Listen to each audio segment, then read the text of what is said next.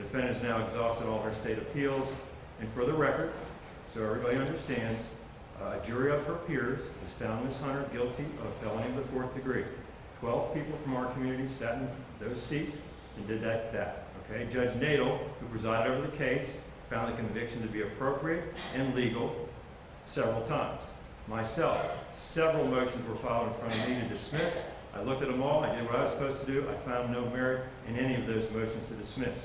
The 1st District Court of Appeal, looking thoroughly, as I know that they do, and professionally, as I know that they do, in a 3-0 decision, all 3 judges found no basis whatsoever to reverse the conviction. The Ohio Supreme Court, the highest court in the state of Ohio, reviewed a request for a discretionary appeal, found no basis whatsoever, not to just rule on the merits of the case, but to not allow it to be reviewed. Did I say something I wrong? have to interject at this point, Okay. because this is something that was really important to Judge Black. There were 3 justices who were deeply troubled by dissenting. They didn't say deeply troubled. But Judge, One of them you said said- there's a signal. There's a signal when 3 justices say, "I would have voted to take this case," and one Just would to take the case, not to rule on the merits, But merely to take it in. that signals, because one of the things you have to show when you are trying to get the Supreme Court to take a case is not only is the case involve great public interest, but substantial constitutional questions. And those 3 justices, so this was not a whitewash, 7-0. It was 4-3.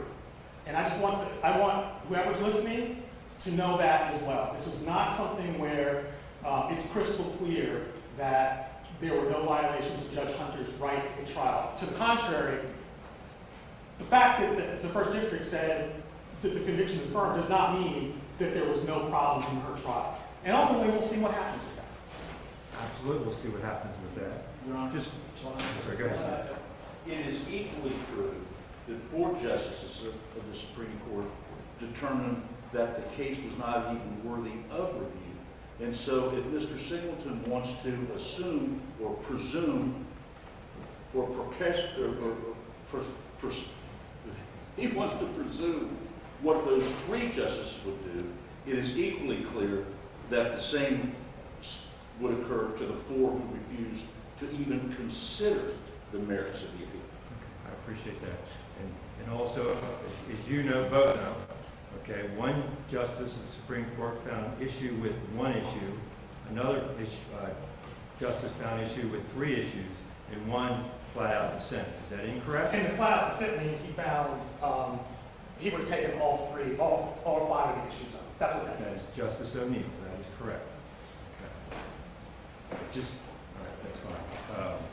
The bottom line is, as I stand here today, I have authority from the Court of Appeals as well as the Ohio Supreme Court to proceed on this. I think everybody would agree with that. And that's my job, supposedly, to impose this sentence. That's all I have left.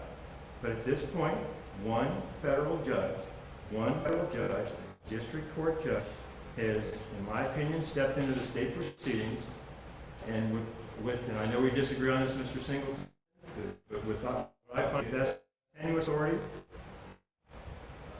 he cited authority in regard to that particular decision.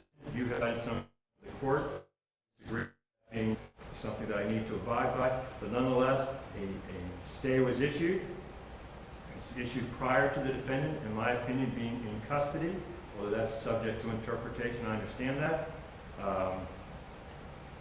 In my opinion, it was an overreach by a federal judge. That's the bottom line. But having said that, my recourse at this point is to defy a federal judge in regards to what I perceive to be a somewhat gray area of the law. As a judge, at least I, as a judge, respect the law. I, as a judge, follow the law and obey the law. And I will not, at this point, defy the order of a federal judge, even though I feel that that may not be the proper decision.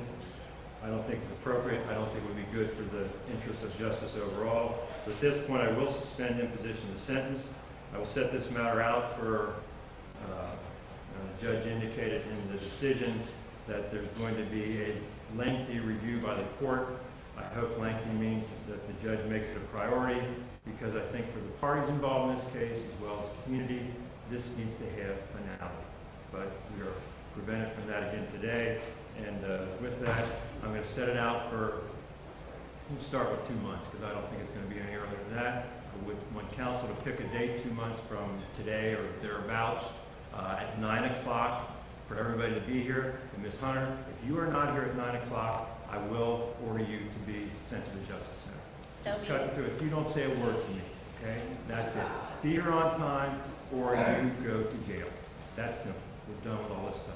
Anything else for the record from this point, Mr. Singleton or Ms. Branch? No, Your Honor, thank you. No, you're not. Mr. Croswell? Thank you. Okay, all right. Thank you all very much for your patience.